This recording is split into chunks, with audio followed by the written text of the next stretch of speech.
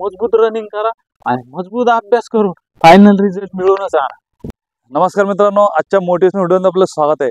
मित्रांनो, आता सध्या पोलीस भरतीची फॉर्म सुटलेले आहे आणि पोलीस भरतीसाठी मुलं तयार करत आहेत आणि काही मुलांना गायडन्स पाहिजे असतं आणि काही मुलं कुठेतरी क्लासवर लावून त्यांनी भरतीची तयारी करत आहेत। आज आपण एका पोलीस कडून पोलीस कसे व्हायचे ते समजून घेऊया। चला मित्रांनो, भेटूया माझ्या मित्राला। तर मित्रांनो, माझे मित्र आहे, तर आता ते स्वतः इंट्रोडक्शन देतील।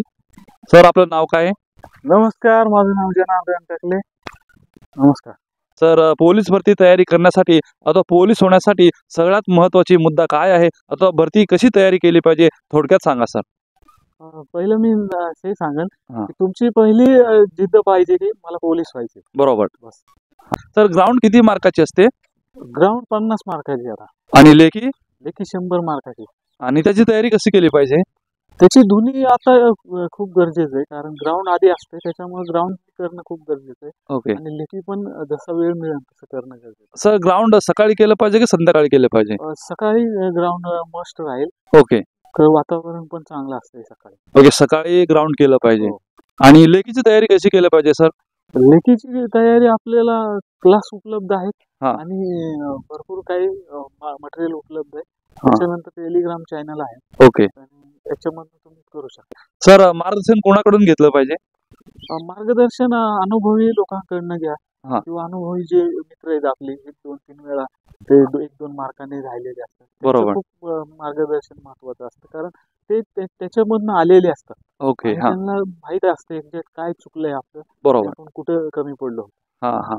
आणि जर गावात असे प्रत्येक गावात 2-3, 4-5, 5 असे पोलीस ऑलरेडी झालेले असतात आणि त्यांना फोन वगैरे करून त्यांच्याशी थोडं डिस्कशन करून त्यांच्याशी थोडं गायडन्स घेतलं तर चालेल ना? हो, ते अतिशय चांगली गोष्ट आहे, कारण त्यांना पण अनुभव असतो। ओके। आणि काय चुका होतात तर ते पण तुम्हाला सांगू शकतात। बरोबर सर। सध्या प्रत्येक तालुक्यात, महाराष्ट्रातील प्रत्येक तालुक्यात एक प्रतिष्ठान आहेत सर, पोलीस भरती प्रतिष्ठान। म्हणजे तिथे ट्रेनिंग दिली जाते, पोलीस कशी व्हायचे आणि त्याची तयारी करून घेतात। जर तिकडे गेलं तर चालेल का? म्हणजे ते अतिशय उत्तम उपाय राहील का? नाही, ठीक आहे, पण ज्यांना आवश्यकता आहे त्यांनी गेलं तरी चालेल। ओके। ज्यांना जवळ उपलब्ध आहे सगळ्या सुविधा, हा। तर काही गरज नाही जाण्याची। ओके, ज्यांच्याकडे सगळी उपलब्ध आहे सुविधा आणि ज्यांनी स्वतः करू शकतात, ज्यांच्याकडे आत्मविश्वास आहे, त्यांनी नाही गेलं तरी चालेल, फक्त स्वतःवरती आत्मविश्वास असला पाहिजे। एक महत्त्वाची मुद्दा अशी सांगा की जे पोलीस भरतीला तयारीला लागतात अथवा जे पोलीस भरतीला उतरतात त्यांच्या डोक्यात काय असलं पाहिजे? त्याच्या डोक्यात असलं पाहिजे की हे एक 2-4 महिना कंटिन्यू असते मेहनत, नंतर तुम्हाला 1-2 वर्ष नंतर यायला वेळच असतो। त्याच्यामुळे हे 3 महिने किंवा 2 महिने जेवढे वेळ मिळेल ते तुम्ही 24 घंटे तुमच्या डोक्यामध्ये तेच असलं पाहिजे। बरोबर। जिद्दीने मैदानात उतरला पाहिजे, हो। तरच आपण काय तर करू शकतो। हो। बरोबर। जे विद्यार्थी आहेत त्यांची उत्साह कसं वाढवायचं, त्यांची एनर्जी कशी वाढवायची?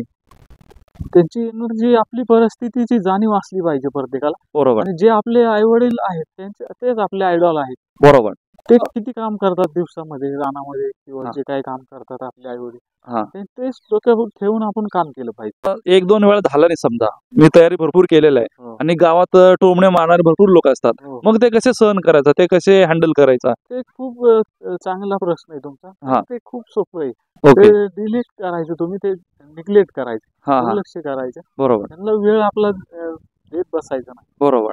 कारण असे लोक ठेवतच असतात।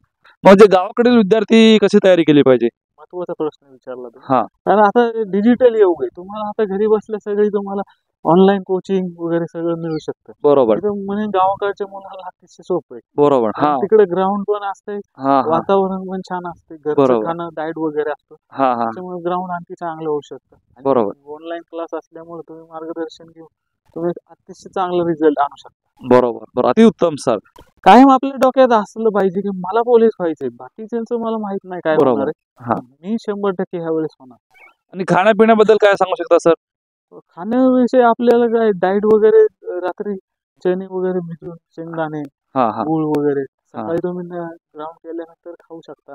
त्यांची परिस्थिती चांगली आहे, काजू बदाम काय अवेलेबल मिळेल ते खायला पाहिजे। बरोबर। आणि 2-3 महिना जे काय आपल्याला योग्य मार्गदर्शन मिळेल, बरोबर, सरांच्या म्हणा कोण तुम्हाला गाईडलाईन्स असतात त्यांच्या मार्गदर्शनाखाली तुम्ही काय सांगतात त्याचे पालन केलं पाहिजे। मजबूत डाएट करा, मजबूत रनिंग करा आणि मजबूत अभ्यास करून फायनल रिझल्ट मिळवूनच आणा। जय हिंद. Thank you sir. हे मित्र हे पोलीस आहेत आणि अतिशय उत्तम गायडन्स दिलेलं आहे. तर मित्रांनो, अशा पद्धतीने पोलीस होण्यासाठी आपल्याला भरपूर मेहनत करावं लागतं आणि जास्तीत जास्त 99% जे पोलीस होण्याची तयारी करतात ते गावाकडील विद्यार्थी असतात. अतिशय सुंदर असे मेसेज दिलेले आहे. तर मित्रांनो, अशाच नवनवीन आणि एकदम चांगल्या व्हिडिओसाठी माझ्या चॅनलला लाईक आणि सबस्क्राईब करा. धन्यवाद.